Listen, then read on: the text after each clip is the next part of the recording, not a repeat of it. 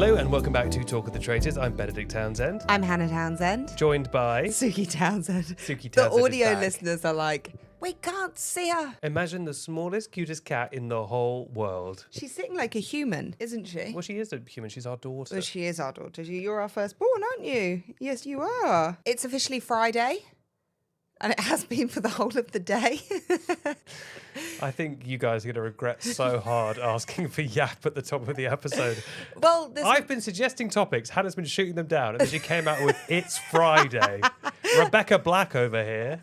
I was trying to find anything of a jumping up point. I was on the radio this morning. Sometimes you do things in life and you think, that went really well, that was my best work. And sometimes it's not. And this was the former. And I would say this maybe fell into column B, only because they kept saying, no spoilers, no spoilers. We're doing no spoilers. So I just didn't know what I could talk about. I'm not good. Like, don't let me sign any NDAs. Like, I just like to yap. I'm better without an NDA. I would say I think you did a good job. I think it's almost impossible. You had 4 minutes to talk about Traitors, but with without no spoilers. I did my best, but if anyone of you did listen in, I'm sorry. I don't think it was my best performance. Well, I was asleep at the time, and I have to say, I think I put in a great performance. Well, it's really hard. If I said talk about, I think that is like a task, isn't it? It's like talk about an egg for 4 minutes, but don't mention it.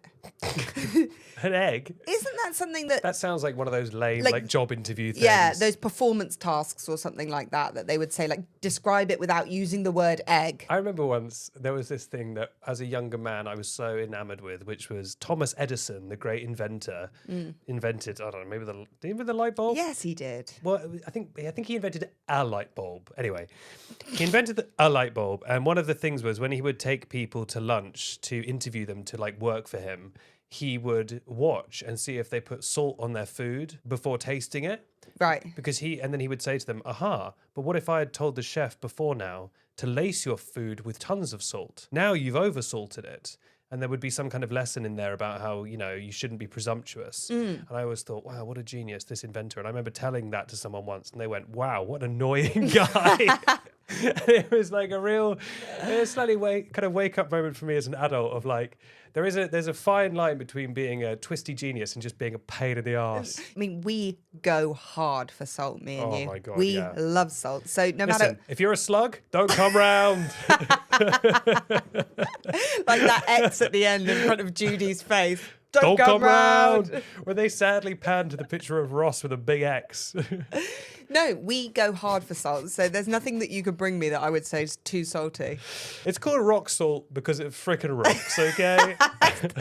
It's Friday night. I suggested a baby Guinness before we start. We didn't have one. Oh yeah, Hannah was like, oh, I really fancy a glass of like red wine. I was like, lovely. And then she checked the cupboard. She was like, we don't have any wine. Would you like a baby Guinness? I'm like, that's a very different kind of vibe. I know, but I like to have a good time, but I was like, I don't think that's the energy we need right now. I wanted us to do a shot of baby Guinness, watch the Traitors, record a podcast, edit into the early hours, and then go to sleep. Yeah, a normal thing to do. Baby Guinness is the drink you get midway through the night to revive the night. When things are flagging. Yeah. Or like you've had a long day at a wedding. So good at a wedding. And you need to go up a few gears into dance mode quickly, baby Guinness. Although it can go the other way and baby Guinnesses come out and then you have to go home. What does that mean? Well, because you've had too much baby Guinness. What do you mean they come out? Well, someone comes out with a tray. Oh, sorry. I think when you start throwing them out. No. We got a message during this episode from one of our lovely listeners called Talitha. And she said, hello, I just wanted to say I'm finding today's episode of The Traitors incredibly sad, all caps. When you are making the podcast, please address how incredibly sad it was. And this was before, because we were watching a little behind, this is before we got to the dinner, which is obviously, quite sad and touching. It was quite a sad, mournful episode en general, I would say. I think it gets to a point in the game where first must come meanness. What? I just love the way you're phrasing this, like a biblical teaching. First must come meanness, and then must come sorrow. I do believe this. I think the things bubble to a point where they lash out. It's like the stages of grief, isn't it? That's what they're going through. Is there not like a fun stage at any point? I think surely there's stage one, fun. Stage one, fun. Stage two, mean for you. I think Jessie leaving obviously hit the group really hard. It did. And then the waterworks came out in many ways from many different people this episode. The waterworks came out in one way for many different people. People were just pissing themselves left, right, and centre. I'm sorry this episode is so bawdy today. I think we're a little wild off that one glass of wine. Friday night, the salt's out. We're having fun. One of the weird side effects of Traitors and how it works is that if you are a big character, aka fun, you probably get banished or killed. Yeah. Or you're fun, but you're a traitor, so you have to keep your fun hidden, which means that inevitably the people who make it to the end are the people who are just a bit more low-key. Yes. Your Jacks, your Ellies. Yes. And that means that when you as the audience are left with that group, not much going on. Yeah, I have to agree. It's been like a quieter couple of days these past few episodes. Like people are saying online, I've seen a lot of chat being like, have they been great this week? I would argue I still enjoy watching it. I like watching this group do things. However, I agree, although we had the big blow up with Harriet, Cat Amongst the Pigeons. Roxy. It has, the big reveals and personalities in week 3. A bit more subdued. Really, tonight and last night were just like normal episodes of The Traitors. We've had so many exceptional episodes, as in like weird new twists. Yeah. That actually it's quite weird to just watch a pretty conventional episode of Traitors. I think tonight's episode showed me what we've been missing with The Traitors. I don't feel like we've got to know the characters that well, and hearing their stories and really connecting with these people was very enjoyable. It made me like them even more. It made me feel like I had a connection to these people. And I think we've missed a lot of these people's backstories. Yes, but counterpoint, doesn't it always work this way? But to be fair, are you saying that like we could have learned a bit more about them before this point? Absolutely. I mean, we've heard like little bits. We obviously knew Roxy was adopted, but some of the stuff like I've learned online, like I learned about Matt coming from quite a Christian background, and hearing him tell it was way more engaging and lovely to learn about him. And I don't know if it's been so focused on gameplay and challenges And twists. I would take, 5-10 minutes off a challenge to actually just learn a bit more about people. I disagree. I think we need more of people looking for things in the woods. I think it needs to be all scavenger hunt all the time. Do you know what I mean, though? Yeah. Like, isn't it nice to know these people? Well, yeah, because then you're more invested in them. And then when they're sad, you feel sad. And then when they betray each other, it feels more real. They're not just characters. Yes. They're people. I mean, I always think of them as people, obviously, but it humanizes them. I wonder if other people feel like we've been introduced to these people too late. And I do know that this is how they usually, the beats of Traitors, this is how it usually goes. But I don't know. I'm kind of in it for the people, and I didn't feel that connected to this group pre-tonight. That being said, I'm still waiting to be introduced to Jack. I've got my fingers crossed I will learn anything about Ellie. I actually read a comment from someone that said that they would not take the Adam slander from last night. Obviously, Adam was killed in the night by the Traitors, and we said we never got to know him. What was he doing, kind of thing. And online, this comment basically said he played the game well because he knew what he was doing, he stayed low, and he made it far in the game, which I can't argue with that. Yeah, but that's the kind of tension of the game, isn't it? It's like, in theory, Jack is the greatest player there ever is because he's made it all the way to the end. He even made a joke today about how he's never had any heat on him. Yeah. But I'm just saying, as an audience member, that means that I'm not that invested in him because you never learn anything about him and he never does anything. It must be interesting, though, to watch this show back as Jack, because obviously Jack was there 24 hours a day doing stuff, right? Yeah. It must be strange to watch a show back and have lived those experiences, but not really seeing them being reflected on screen. I Yeah. wonder what that's like to be like, I remember having jokes with this person in the car and just not seeing that. Well, yeah, I mean, there was an episode, the Harriet episode. Yeah. I think Jessie, who was quite a prominent character, Jessie was like not in that episode at all. Yeah. She said like one word, which I think was just the name of the person she voted for, right? And it must be really weird for her because she's like, I spent like a whole day plus. Yes. I did challenges, I had conversations, and Yeah. like, but Harriet just dominates that episode. the way, that's how television works. There's only so many minutes to fill. Of course. But like you say, it must be very surreal to watch. Should we talk about Jessie? So Jessie was killed, gutted. I wanted her to make it to the end. I'm so sad we saw the departure of Jessie. And it's made me reassess the thing I said earlier in the series, which is this the best group of faithfuls ever? I really think it was just Jessie. Yes, I agree. I think Jessie was outstanding. And it's interesting, as we always see in Traitors, once someone leaves, their voice has so much more weight. Yes. Which is so annoying. They keep talking about Amanda, who they weren't listening to when Amanda was there. They keep then saying like, well, could Jessie's Stephen theory, like they're giving it a little bit more legs now. If you die, you get way more like say in what happens. This is so true. And they're like, well, Amanda said it, and Amanda was like a detective, but it's like Amanda was like, I'm sure, wrong multiple times. Yeah. And Amanda voted wrong. It's so true. There's something about being gone that gives you some kind of magical weight. Yes. I guess you can't test the theory, right? So if Amanda's gone and Amanda was like, I've got these skills and it's Jade, you can't ask her and say why. Yeah. You can't question it. So it just plants the seed of, is it Jade? It's so funny though, because everyone's like, well, Amanda was going for Jade. And it's like, you all banished Amanda. It wasn't like Amanda was murdered. Yeah. You all chose, the majority of you, to vote her out. It's your fault she's gone. Yeah. Like, you can't really pin that on Jade. Can we talk about Jade? I feel really sorry for Jade.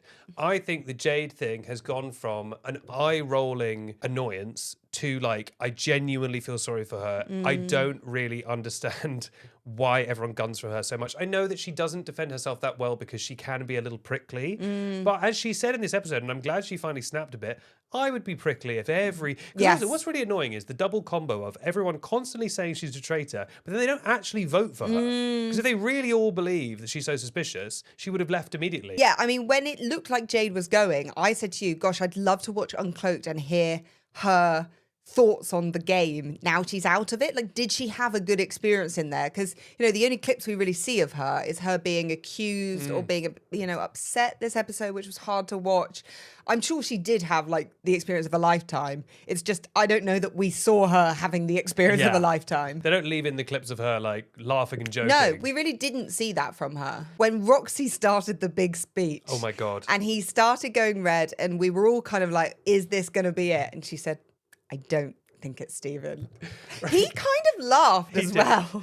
The editing, I've got to hand it to the editors. It was really funny. She went, I've got to start looking at people close to me. And it literally like cut to Stephen. There was a noise like, dumb. And it was like, and this really pains me, dumb. So I just want to say, dumb. I don't think it's you, Stephen. And we both just were like, Roxy. Come on, Roxy. Come on. But who brings someone up at the table just to say that you don't think they're a traitor? Yes, I know. But why? It's crazy. There was a point today where it's like, it's almost like Stephen and Rachel are like ghosts that the rest of them can't see. Yeah. They accuse everyone else. Yeah. But also, you got to think of like, who would be the best person to have on the traitors' side? A lot of them voted for Rachel.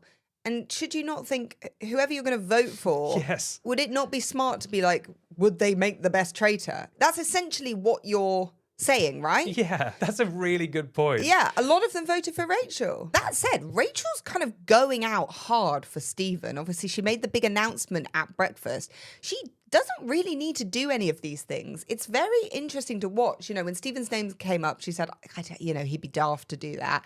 And then she said, I know something. Cat amongst the pigeons, if you will. Roxy. It was quite bold. I realised one of our favourite things to do on this podcast is announce that something is the ultimate example, where I was like, is this the greatest thing ever? But I think they are the loyalist traitors team ever. I think usually by this point there's been a little bit of rumbling, obviously the Fiona thing, but these two have been rock solid. We haven't even got the talking head moment where one of them goes, I'll eventually have to betray him, when they play the noise. They are rock solid. She guns for him. He guns for her. Yeah. It's very romantic. You're right. They actually really do look out for each other in quite a nice way. They're quite a good duo. I actually do now. When they say stuff like, we could win together, I actually almost kind of believe them. We'll see. We'll see. But I do kind of almost believe them because she puts herself at risk. Yes, to she defend is. him. She has no heat on her. He still has heat, but I guess it doesn't matter. But she still puts herself in danger to defend him. At the table, was it Ellie she went for? She went for Ellie. Again, she didn't really need to go all out and go for Ellie. And she did. And Ellie went. Rachel's got incredible sway on the group as well. It's just, again, it's like, Harriet, guns for Rachel. The next night, they don't talk about it. Jesse, guns for Stephen, is murdered. The next night, no one even brings that up. I do kind of understand the theory of like, it would be oh so bold for a traitor to kill Jesse. He took a risk there, and I actually think it was really smart. It Yes. totally worked. But I think they should have asked as well, okay, yes, it would be very risky for him to do that. But if you have someone that everyone knows is faithful, who is making a really organized, concerted effort to get you out, would you not just take the risk as a traitor to get them out? Look, I mean, yeah. I just don't know how no one is making the argument that he's always in the wrong place at the wrong time. Yes. You know, he's so unlucky, and now the one person who's accusing him happens to get murdered. It's just too many coincidences. Yeah. Too many coincidences, Roxy. I think it was the right decision. I didn't want to see Jessie go. I think it was the right decision. I don't think she would have given up on going after Stephen. The numbers were going to dwindle. If she could get more people on side, I don't think he could have ever got to the end with her there. No. One of my favourite Traitors things has finally made its return, which is, everyone thinking the show is about them. And everyone's like, I'm still here. There must be a reason. There must be someone keeping me in who's close to me. And it's always like someone who just has not been factoring into the game at all. What would the Traitors drinking game lines be? It would be, The Traitors are laughing at you. someone's keeping me here. That's how I'm surviving. Traitorish behaviour. Yeah, it would be, could I be the most popular? So funny. It's just people do like me. You're saying yourself instead of you. Yeah, I'll be voting for yourself. I will be voting for yourself. Challenge was good. Challenge was good. Do you know what? They've gone back and redone all the challenges. They've been watching this podcast and seen us slamming the challenges and how they're always a bit boring. And they've actually really upped the game the last couple of episodes, and they've been great. They listen to the podcast in the morning. Yes. And they go out, make the episode in time for it to go out in the evening. That's how it works, right? Yes, that's how we were able to be the secret traitor, because Yes, it's all shot exactly. live. Exactly, yes. Based on our commentary. Maybe that's why we had a few filler scavenger hunt episodes, because we were saving the good challenges for the end. They did the Jack in the Box thing. They have a real obsession, the producers, this series, with making the traitors be physically Yes. like out in the open near the faithfuls. Yeah. And there is something dangerous about that. Like, you don't believe anyone's going to get caught, and they obviously really don't want that to happen because the game would end. But it adds an element of danger that's quite fun. It's interesting. I mean, this season they definitely have addressed trying to help the faithful in these sort of scenarios. I think in general, if you take a big step back, everything they've done in the game, all these big changes, like the Secret Traitor, all of it basically is to try and rectify the fact that everyone thinks the traitors have too much of an advantage. Yes, it's a power imbalance, and they're trying to kind of make that a little bit more even. I think even down to, I think the thing that people might have missed about the Secret Traitor is that, yes, it's exciting, there's a secret, but what that was about was limiting the traitors to 3 people who they could murder that was out of their control. Yeah. Which meant that you couldn't just get all the smartest and most interesting players out initially. You had to murder selectively, which again helps the faithful. Should we chat about the dinner party? Yeah, I mean, it was very sweet, it was very touching. It was perhaps sadder than usual. People always have, it's a life-changing prize, and it always has slightly bittersweet stories, but I think it was particularly sad this year, people's stories. It was, and incredibly touching. One thing I did know is you and I got pretty far in the process of going on one of these reality television shows. We did. And the one thing they told us was, everyone wants a house, Yeah. and everyone wants to get married. And those can't be your reasons. Or go on holiday. Or go on a big holiday. And those can't be your reasons for winning the money. We Yeah. got told that. So it was interesting that there was a lot of kind of, I'd like a wedding, a ring is on the horizon, I want to buy a house in this. There's nothing wrong with that. It was interesting. Yeah, mixed in with like obviously much more emotional ones. I mean, I can't tell you how touched I was when Jack said he wanted to put a down payment on a house. No, but yeah, I mean, because usually it's stuff like, like there were some emotional ones here, but usually it's stuff like I want to pay for IVF or, me and my granddad had a Charity donation we charity saw? donation. Me and my granddad had a tree house, and I'm going to fix it up and donate it. But yeah, it's, because it's really for the audience. Yes. The audience wants to see someone worthy win. Yes. And like, it's a testament to how messed up our country is that no one can afford to buy a house. Yeah. But everyone wants that, and it's not quite as exciting as like a big charity donation or something. Yeah, well, exactly. And I think Alexander, we saw he got a big injection of love off the back of telling that story and promoting a charity. Mencap, wasn't it? Mencap. Good charity. Great charity. The more I see of James, the more I like him.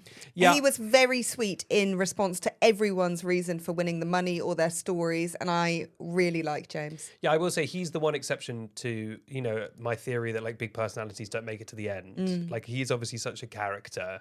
He's just like, I'd love to hang out with him. And also I think he is a person you would want around during an earnest moment. Yes. Because he's an earnest guy. Yeah, honestly, when he said we haven't been on holiday in a long time, I was like, I actually want him to go on a holiday. Yeah. I want him to win that money and go on holiday. That's such a sweet reason coming from him. And he was like really, like holding people's shoulders in a sweet way. And he seems like a solid bloke. Everyone seems really nice. If you were the traitors, who is the smartest person to give the dagger to? I think my first instinct is I do think they're going to pick one of themselves. Yes. But you have to ask the meta question, why would the traitors give Rachel or Stephen that power? Yeah, Now, I think if they pick Rachel, which I think they will, I agree. they'll just be like, I don't know, they're trying to sow chaos or whatever. If they give it to Stephen, it's too suspicious. But Aligned. But at this point, maybe it doesn't matter if Stephen's suspicious, I think Rachel is the obvious choice because, like she said, she got no votes at the table tonight, which puts her in an incredibly strong position.